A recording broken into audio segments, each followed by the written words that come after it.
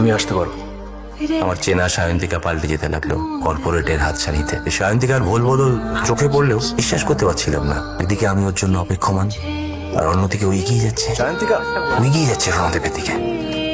Yes sir. বাড়ি যাবে তো? হ্যাঁ, come I'll drop you. Just a minute. বলছি বাড়ি যাই। হ্যাঁ, সে কি রে, আমাদের মুভিটার কি হবে তাহলে? শরীরটা ভালো লাগছে না, আর ও ছেড়ে দিচ্ছে, সুযোগটা হাতছাড়া করতে চাইছি না। আচ্ছা চলো। প্রমিতাদিতে চাকরিটা দরকার ছিল। ওর মার ফাইনাল স্টেজ ক্যান্সার। খবর পেলাম আমি আর সায়ন্তিকা দুজন কনফার্ম হলেও প্রমিতের চাকরিটা হয়নি। ওদিকে প্রমিতের ডেজিগনেশনে অ্যাডিশনাল চার্জ নিয়ে মাইনে ডাবল করে সায়ন্তিকা জয়েন করেছে। মাথাটা গরম হয়ে গেল। রণদেবের চেম্বারে ঢুকলাম, আর ঢুকেই জীবনের সেরা শখটা পেলাম। যাকে আমি ভালোবেসেছি সেই সায়ন্তিকা রণদেবের সঙ্গে ঘনিষ্ঠ অবস্থায়। সায়ন্তিকা তুমি